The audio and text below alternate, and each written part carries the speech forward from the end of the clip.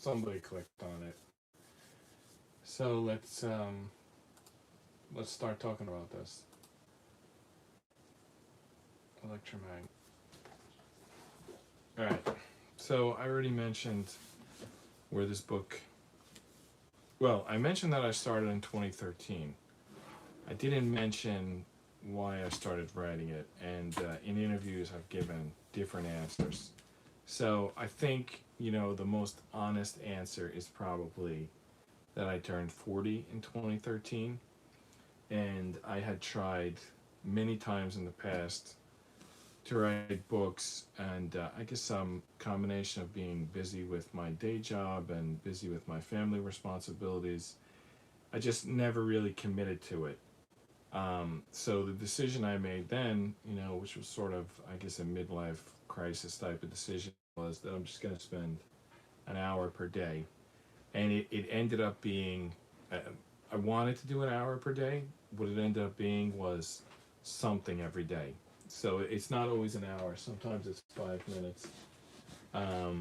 But, oh, by the way, I see there is a comment on the comment box, but it's just hi. So hi, Lorraine Ralph. So the commitment I made ended up being that I'm going to do something every day. And because Electromagnate had multiple artists, the something was often as easy as checking my email, looking at some pages that someone submit, and commenting on them. I see the graphic on my screen hasn't updated in a while. Let me just update that right now because it seems like it's frozen. I hope that other people there can see it. All right, seems like it's moving now. All right, and in fact, it's not that far behind. It's like 2 seconds behind. So if you comment something, I will see it. All right.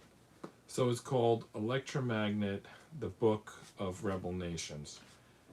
So right off the bat, does that sound familiar? There's something called Book of Revelations in the Bible. It kind of sounds like that. And I don't know when I first came up with this idea, the Book of Rebel Nations, but I ended up sticking with that, not only because it sounds like Book of Revelations, which sounds like some big like apocalypse, world in doubt type of thing, but I also, what is the common threat these days? Like back then, I guess there was like a flood with the time of Noah, and that was a big thing. They sometimes talk about, alien invasions, which to me sounds like kind of silly because either aliens were either always here or they're never going to get here. Like the odds of them showing up during our lifetime just seems like silly, unless they were always here. But now let's get back to why I'm saying rebel nations is, to me, the threat is merging of nations, because it's like, think about the way a free economy works. You have some companies do a good job and some companies do a bad job, but they compete against each other, and the customers go to the company that's doing a good job, and then things just keep getting better. And that's the way evolution works too. They have like, survival of the fittest, and people adapt to the environment, or I say people, but animals or anything. It's kind of the way it works. But if all the governments merge together into one, like, let's not go there yet. Let's say, so you have a bunch of different governments, well then, different places in the world, you can go, you can choose where you go, those countries can compete, the way countries compete, become more successful, and the countries have to compete against each other to make a better country for the citizens, the way companies compete against each other to create better services for the customers. But if it's all one big country, like a planet-wide country, and that goes sour, well, then what do? Then it's like, Star Wars. You're like the rebels fighting the Galactic Empire, which is probably hopeless. So to me, the Book of Rebel Nations, the title sort of became the people, you know, it's not really in the book this way. In the book, it's, I'll get to that in a minute, but I like the title. I like the title because it makes me think about the nations that rebel against the global, you know, hegemony or whatever it's called, because that leads to freedom. Whether those countries are better or worse than the global hegemon, at least there's some other option. Because maybe people go, maybe there's only, let's say, 4 countries, which that would be quite bad. You probably like there to be like hundreds, but let's say there are only 4, you know, and the big one was terrible. And no, the big one was oppressive, and the fourth place one was terrible. Maybe people went to the fourth place one just as a protest against the big one, and it got better. So in the book, it's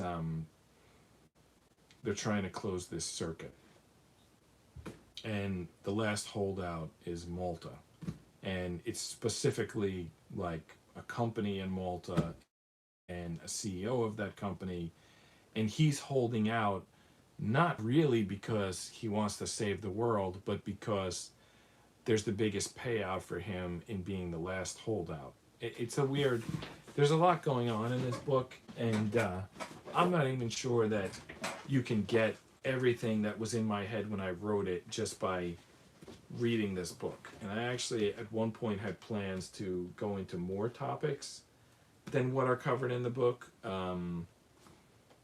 but I ended up doing different graphic novels.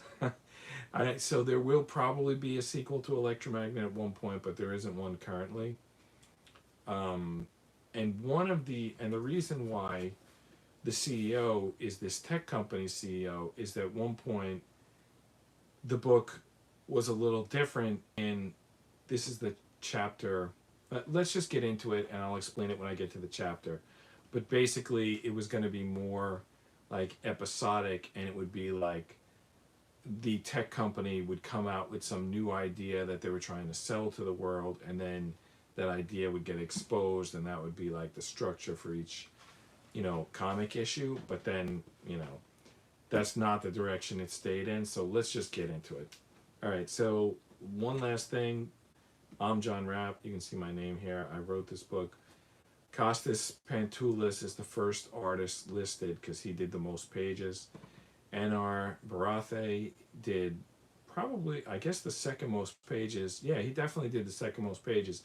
But more importantly, Kostas did the main timeline, and Anar did the alternate timeline, and then Santosh did the coloring. I should send this link right now to Kostas and Anar just to let them know that this live stream is happening. So let me just do that before I open the book.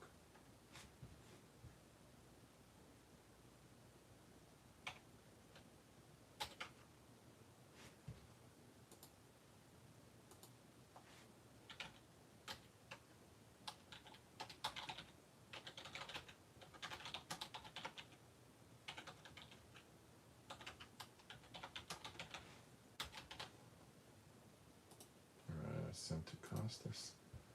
We sent to NR, which I'm never sure which email to use for him.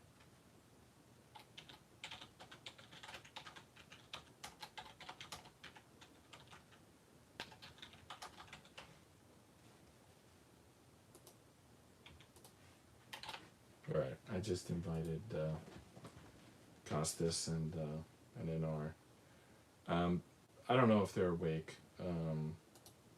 NR is in the same time zone as me, but it's late at night. Kostas is in Greece. I don't know, maybe he woke up for Monday. Santosh is in India. Anyway, I don't know if these guys are going to get this or not. Let's just crack the book open and get started.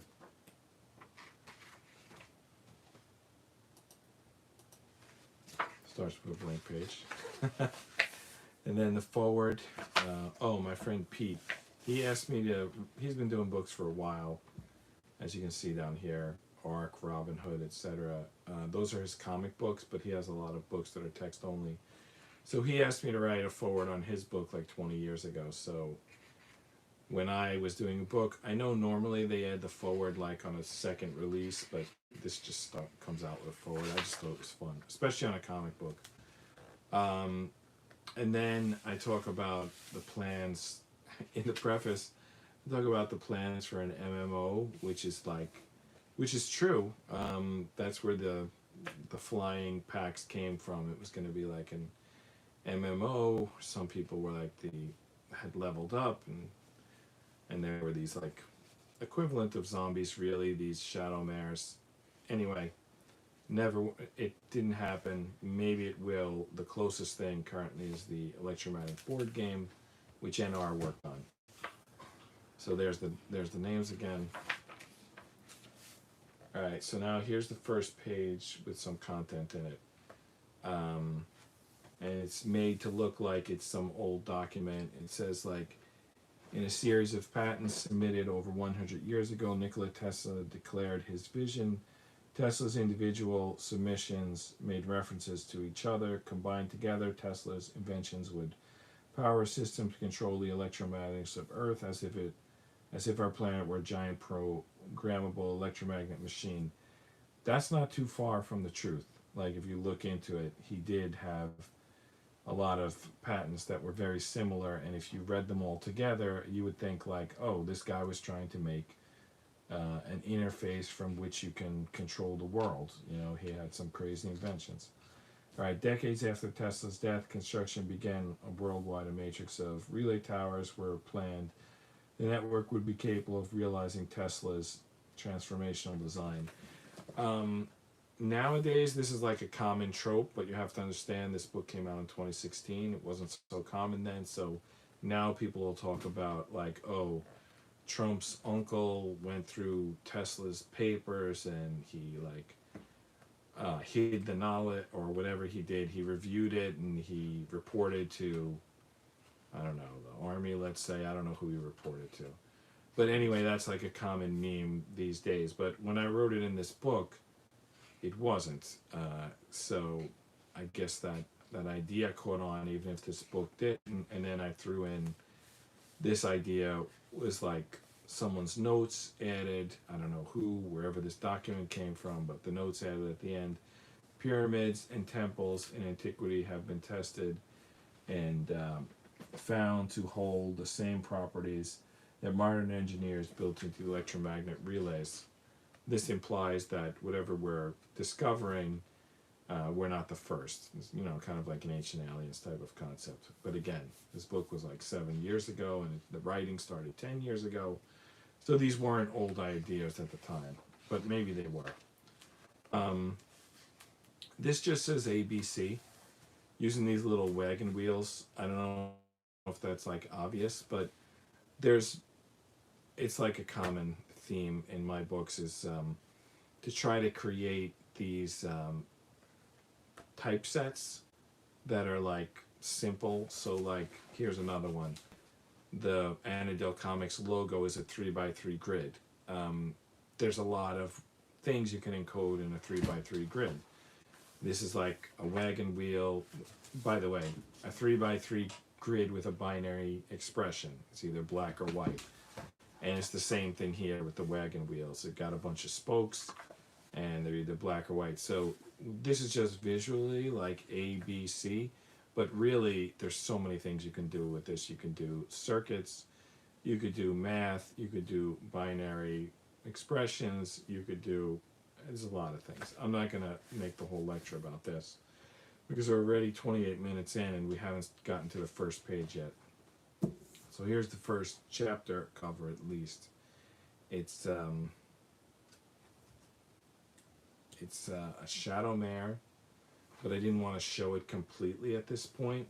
So the head is cropped off. The head of this drawing does exist. I think it was Francisco Ruiz who did this image. But then I added all this like dots and I cropped it and, you know, I played with it a little bit. So that's the first look at a shadow mare, though you don't know what you're looking at that point. And then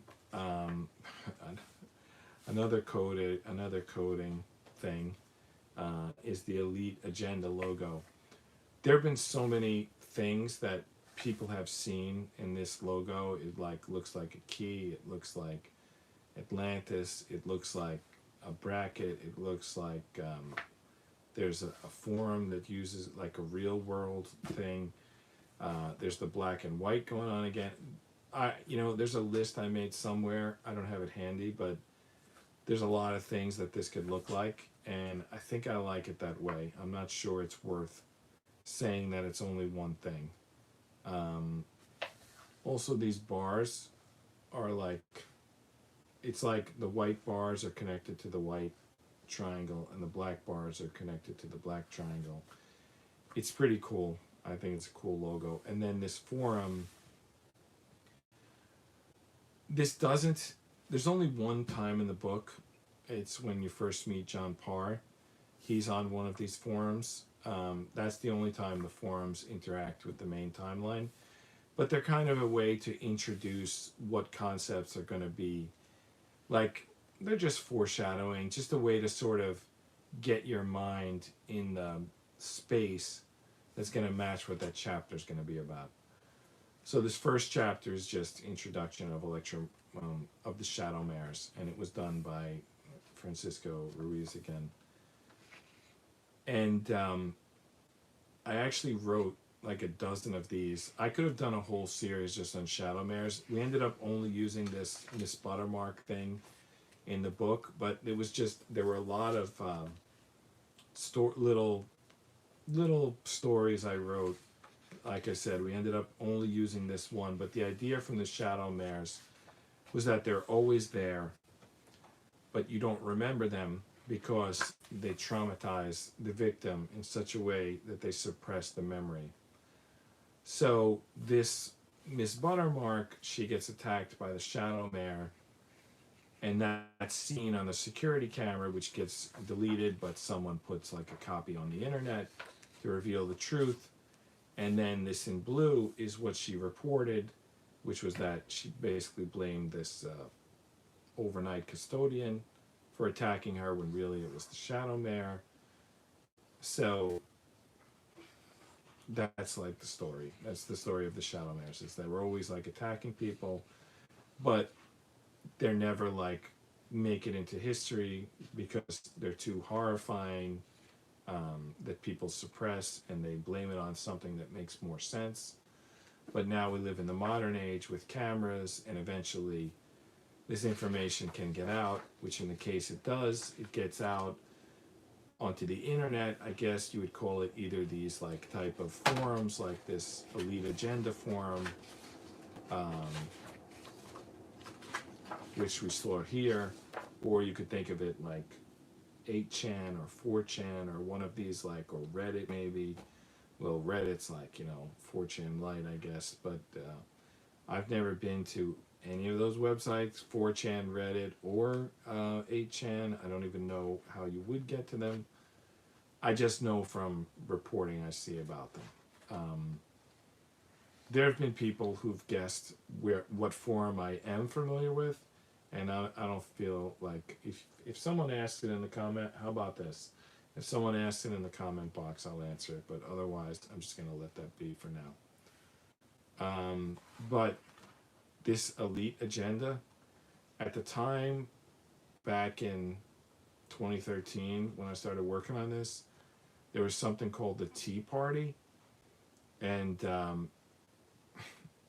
then I called this the Elite Agenda, which is the same initials T, but it's like totally opposite meaning of what the Tea Party was, so that was kind of funny. But all right, I don't know that I'm even going to get through this entire book tonight. Maybe I'll do it again next Sunday, because we're only up to chapter 2. So chapter 2, there's Noatel. You haven't met him yet, but there he is. There's a Shadow Mare. This is Angelo Ramont. He's only in one chapter, but he's an important character. And this is Jekyll Corp Tower, which is run by Coda Hall.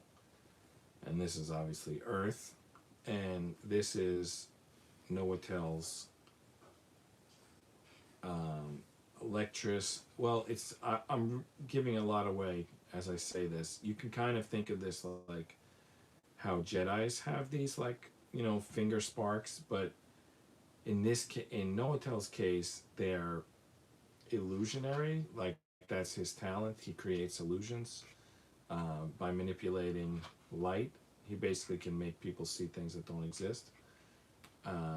But they do exist, but they exist only in their in the data that gets picked up by the human eye. They're not actually there.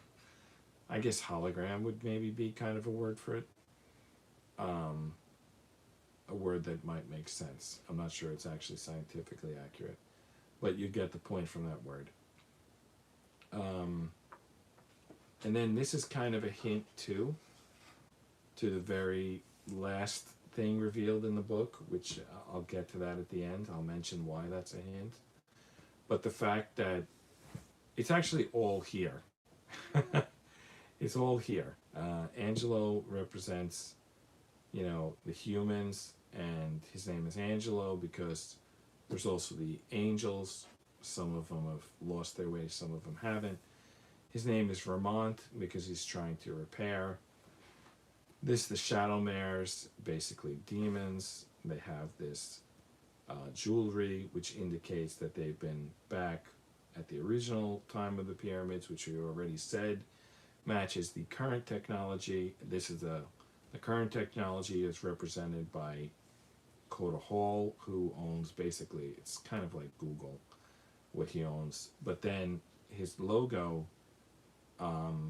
is a reference to this other thing he has, which is this human network. So he has both the technology network and the human network. And then Noatel is doing something sort of magical, and it's hitting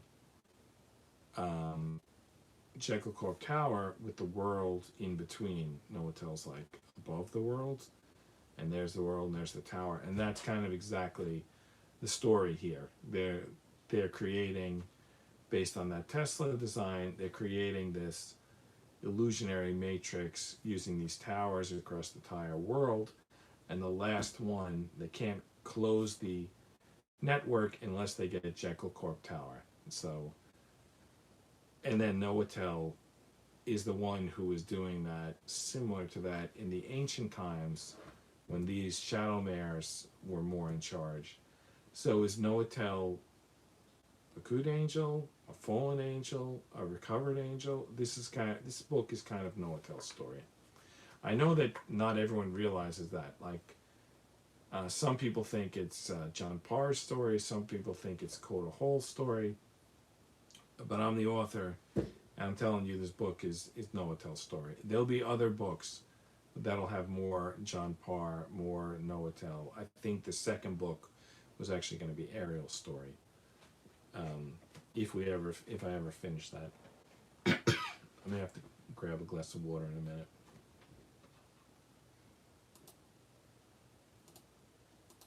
Just checking also my emails just to see if anyone's coming. All right. Doesn't look like it. All right. So, what are we up to? Chapter 2, Elite Agenda. What is this one about? Oh, okay. This one is about all the construction. So they're doing the construction right under people's eyes, but they've got an excuse. Every time there's like something happens, they've got an excuse for it. And the people doing this, they're meeting right in Malta. And that's where the last holdout is, and that's where Shadow Mares can get to the surface because they come through. They have these old caves that go down for several levels and have this work in them, like this, like ancient statues and ancient carvings. Some people call it Phoenician. It's like prehistoric. It's very old. 1 second. I gotta get that water bottle. There's also the Goddess Temple in Malta. There's references to that being based on Ariel. And that kind of makes sense when you see in the story what Noatel and Ariel goes through and the position that Noatel's left without her. It kind of makes sense that if he showed up on Malta that he made some temples honoring her. But it's actually more than that. You'll see when we get to that chapter. All right, so this guy represents basically those elites who are working with shadow mares to build the network, and he goes through the plan. Again, this is so much like things we see in the modern news. He's like basically going through all these plans, and they all kind of work the same way. Scare the hell out of people, get them to do something, then exploit them after they do it. And it's like, I guess it tells you where I was coming from when I wrote this book. I guess things seemed kind of dark at the time. To me, they seem like they're getting lighter now, but to other people, they think that things are getting darker now, but I would say no, things are getting more exposed now. Things were always dark, you're just seeing them now, and that's a good sign, because that's how you make progress. It's like the first step is you see what the hell is going on. So those shadow mares were talking to those leaders, this guy's named Moran, and they're talking about how Coda Hall screwed up their plans. They think it's accident. It's Coda Hall steps ahead of them. It's not an accident. And then we jump to the first flashback, and you can see this is Noatel, this is Ariel, this is Shadow Mares. You don't really know them yet, but you're going to see them as we move along, and this is going to make more sense. But basically, they have some pyramid plans here, and they're talking about building a network, and that network is basically the same network that they're building here, but they're building it with, you know, at a different time using different technology. And Noatel and Ariel, they're familiar with it because they've already been cast out. I would have to go to like the last page of the book to show you, but they've already been cast out of a world that had this. So to them, it's like, yeah, no problem. We can like do this for you, you know, and they're gonna get something in exchange, which is basically they're gonna be the gods of this world, because they're gonna have control of that tower. So that shows them building it. Now we got the first sort of hero, this Angelo Vermont. He's got everything. You know, he's like successful politician. He's got money. He's got family. He's got everything. He's already achieved everything, which means he has everything. Control person who attempts it. And I'm just gonna, there's some really good lines here from Angelo. I suggest that you read this second chapter. It's really good stuff. About maybe how the world works.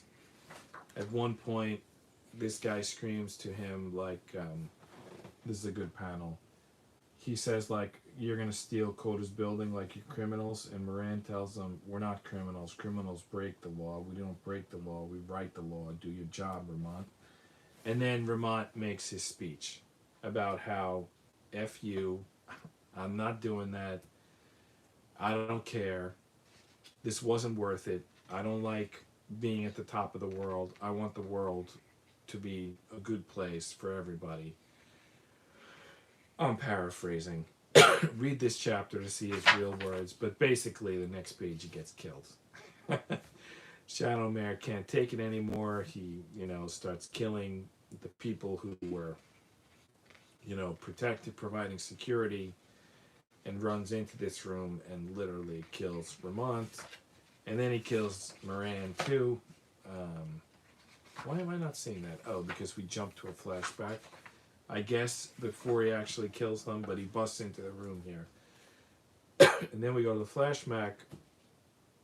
This is now only the second flashback, and they've turned on the relay grid. You can think of it as the Matrix if you want. It's a relay grid. It's like real science, but you can just think of it as the Matrix if that's easier. And from that Matrix, everyone sort of develops their powers, or let's say focuses their power. These are things that they could already do, but now they can do them on a large and global scale because of this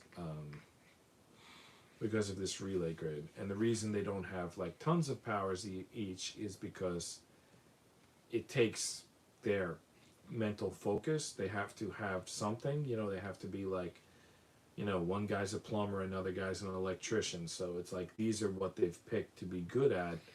But the fact that they have the keys to the grid makes them incredibly good at those things. All right, so they built the tower. Basically, Noatel's gift to Ariel. A lot of these are kind of like biblical themes, like there's a lot of people in the Bible who will like do crazy things to impress their wives or the people that they hope will marry them. And then something, bad happens. In this case, Noatel destroys the world unintentionally. So back in the main timeline, and Angelo's dead. And then on the next page, Moran is dead. And then some reporter who looks like a young Megyn Kelly says that they died in a plane wreck. Because isn't that how it always happens? Everyone's always like, they're in a plane wreck, or they're suicide, or they're in like a single car accident or something like that. It's like these people just disappear. So while these people trying to save the world are killed, we then go to the old timeline and we see Noatel has ascended to godlike status as a result of building this grid, which looks like this Mayan temples and this Indian temples and this Egyptian pyramids. He kind of built this grid along the whole world. I might have to stop the stream because I'm just coughing too much. I'm sorry.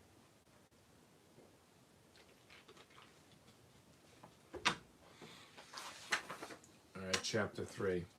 I'll probably stop in an hour. I'll put a bookmark in and we'll finish next week. So here's a pretty cool page. So here's the end of chapter 2, and it's got flying above the world with the grid turned on. You can see the grid around the world, and his head is kind of in front of an eclipse, which is also, it could be, eclipses happen, or it could be the black sun. You can probably decide for yourself on that one. And then, so here's Noatel approaching the circle, kind of making a halo around his head at the end of chapter 2, and then we go to the cover of chapter 3, and now we have Noatel diving down into this kind of Antikythera device that's underwater. So he's flying to the solar and outer space, and he's diving to the technology underwater. So this is in the main timeline, but you can sort of see where things must have went in the thousands of years in between them. Another Elite Agenda page. What's this one about? Oh, Jekyll Corp. Yeah, there's a lot going on at Jekyll Corp. So, Annandale Comics logo, just a coincidence. It's actually the game of life, the computer programming. It's R pentamino. One spark in a very small set of rules produces the signal. This is actually how it works. So this speech here is being given by Coda Hall, and the backdrop changes from page to page. This first backdrop is kind of like, well, the book is called Electromagnate, and it's kind of like electromagnetic, gravitational, magnetosphere. I don't know. I'm just sort of throwing out words, but you can see from the pictures what we're going for here. It's a binary language, a small set of rules, produces the signal. This is recursion, the recursive universe. You basically the fundamental theorem is the thing cannot be off and on at the same time. I know they try to teach the opposite of that now with this quantum sparks and all this stuff. Uh, in my opinion, that's bullshit. Maybe it's not bullshit, but there isn't a world unless there's a way to start logic. And the way to start logic is that something can't be on and off at the same time. A cannot be both A and not A at the same time. Like all of mathematics derives from previous formulas plus that first formula, but that first formula you have to accept. So this current, Schrodinger cat theory or whatever, it's like alive and not alive at the same time, and then it becomes multiverses. This is a way to prevent truth from locking in. Because if it must be off or on, and you have rules of how it moves, then it can build bigger and bigger and bigger and bigger, and until it's like whatever, the universe. And then inside of there, I'm calling it the signal, but it's basically how the world renders in your own brain, if you want to look at it that way. And this is why one person's a king and another person's a pauper, because the king sees himself riding in a horse-drawn carriage, and the pauper sees himself riding on a subway, but they're both bumpy, they're both smell bad, they're both noisy. They're not that much different. And it's really like that. Like, if you want to think of yourself as a king, I mean, nobody's probably going to call you king, but, if you've got Wi-Fi, if you've got McDonald's, if you've got dollar store, I mean, a lot of the world is how you perceive the world. And that's what's going on in these pages. It's a speech being made by Coda Hall. I'm going to flip through it in a minute, but I think it's important to mention the first thing written. When this was written, it wasn't even in comic book form yet. It was in text form. There was some lady, she wrote Twilight, and she did it on some website. I forget what that website even was, but I read the article, and they were like, oh, she sold 50 million copies of this book, but she started by writing on this website. So then I went to that website the next minute, and I started writing. And I had no plan, but this was what I wrote. I just was starting from nowhere. And then I wrote a few chapters, which was became Electromagnate. But then I thought, why this as text? Do I like textbooks? There should be more to the book. There should be pictures at least. So it kind of became a comic book along the way. But this speech, which is given by Coda Hall in the book, was the first thing that I wrote.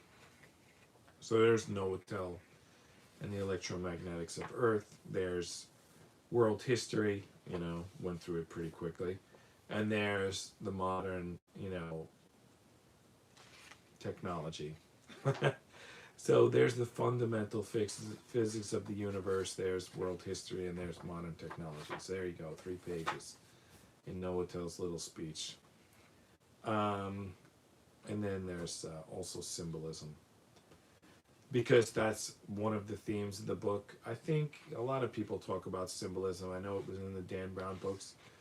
I don't want to get too, tied up in symbolism, but it's convenient. I mean, you can help to set the stage by putting the right symbols on the page. And now, here's Novotel. Now he shows up in the main timeline. He's a bum. He's sitting here among the garbage.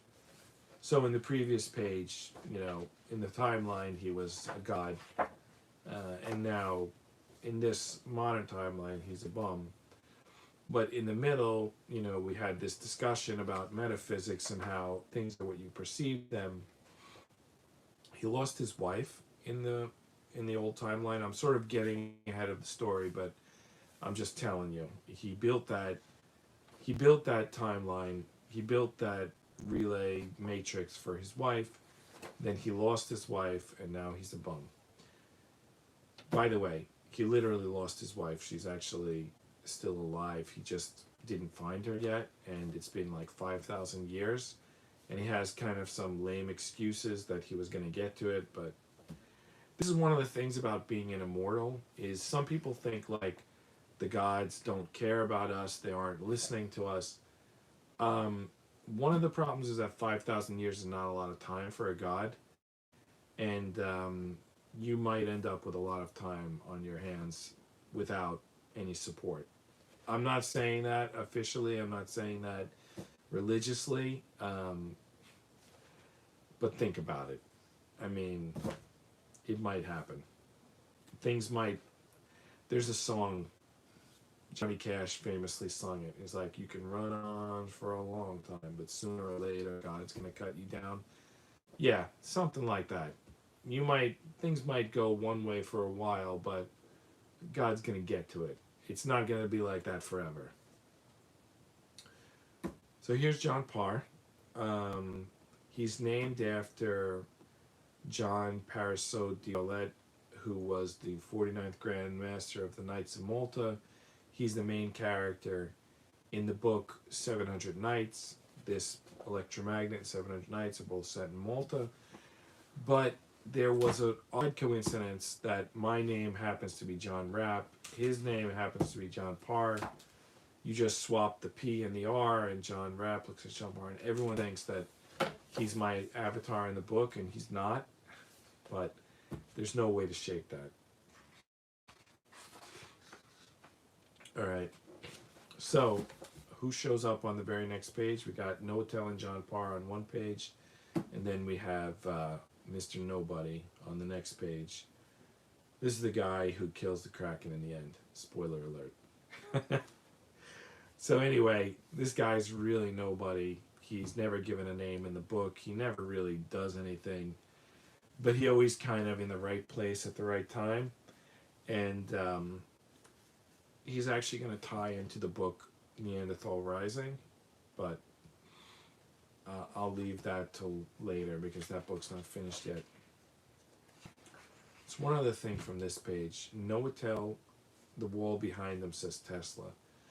And that's there because Tesla, if you can think about it, was rediscovering the science that Noatel had built on Earth, the technology.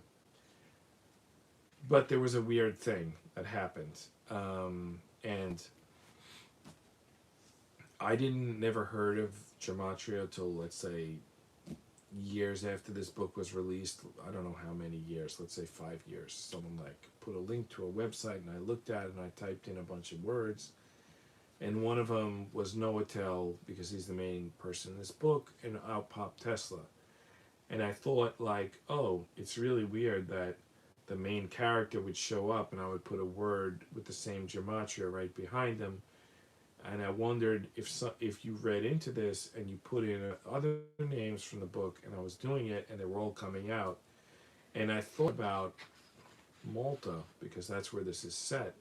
So I put Malta in, and the gematria that came out was pandemic, which was interesting because in the very first scene in the book, this Moran is giving all these ideas of how to herd the entire earth, and they all like fear-based kind of things. None of them are pandemic, but the book is set in Malta, and it implies gematria, even though I never heard of it. And Malta gematria is the pandemic. So anyway, here's John Parr. He's reading a website. He's criticizing Coda Hall's plan for creating these like internet AI versions of people. So that was that formula I was talking about. Coda Hall comes up with a plan. John Parr is on forums. He breaks it. He breaks the plan using logic. This guy, this nobody guy, he challenges Noatel. Noatel walks off to the sunset. John Parr sees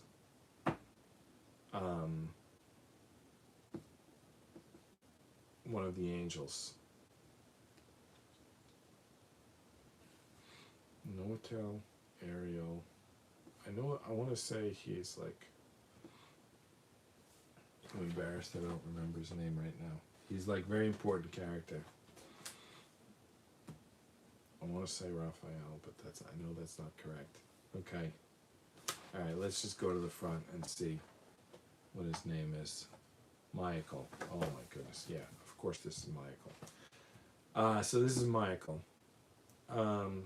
So he worked with Novotel in the past. And he's got kind of a bad reputation, as you see here. They're calling him like Diablo when he shows up at this mining site. But basically, this mining site is kind of like releasing him. I don't know exactly where he was at this point, but he came out of the mine. So the gang's getting back together. We now have Novotel was always on Earth. He never left. Michael was in the Earth, and now he's come out. You see him grabbing this guy's foot like a zombie. He's also throwing him because he's really big. The miner's drill bent. Something crazy in there, and it's Michael. And here's Novotel. There's Jekyll Corp Tower in the back, and he's going for a swim. Goes for a swim. We see some of the ancient technology buried underwater. We go to more flashbacks of Novotel. So by Roman times, he was already in hiding. See, he has the toga over his suit. He's hiding behind a rock. Greek and Roman times. So he'd been in hiding for a while. But here he is, underwater, himself again. His godlike self. Because these wings, they work. Even though when the relay grid is up, these wings work like worldwide and instantaneously, but even when the grid is not up, they still work like, let's say, I don't know. I didn't really define it in the book, but let's say within a 5 or 10 meter radius around his person. So he can still fly. He can still maintain his health. He can still nourish himself. He can still be, have a force field protecting him. Like everything that these wings do, they'll still do for him. But without the grid, they're not going to be, like worldwide powerful. But the grid is being rebuilt, remember? And there's Coda. There's Coda's building. So we're going up to Coda. He's still giving a speech. And as you can see, what he's telling them here, these are instances of Novotel. You could say that they're not, but they sure look like they are. It's like Zeus and Merlin and who's this one? Moses, Zeus, Odin, Merlin, Moses. There's probably others. There's like, I guess you'd call it an archetype of these like magical, bearded, white-haired people, and that's kind of what Novotel is. So, is it like coincidence that they have the same powers that he has, or is it like, because he's been there for a few thousand years? So yeah, a lot of this, it's kind of, if you watched Ancient Aliens, this is old news, but at the time I wrote it, they were cool ideas. So we're back at, we're basically going back and forth from Coda's meeting with his people to Novotel's sort of reminiscence underground. Now we got some bots that Novotel is building. And then this is probably the most mysterious thing in the book.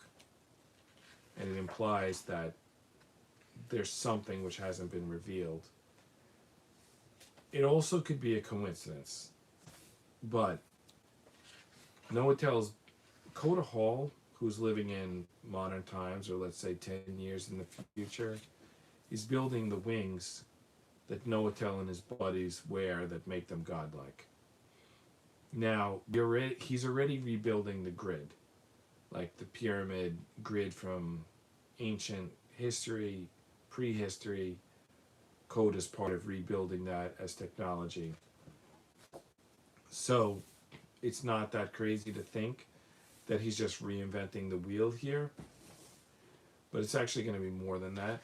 And these are literally those wings, but that doesn't get revealed in this book. All right, so it's been over an hour. We're up to chapter 4. So I guess now is the time when I put a bookmark in here.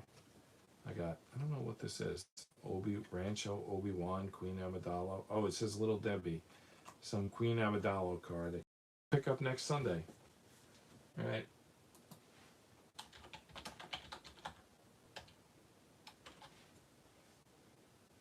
So I'm going to close the stream now.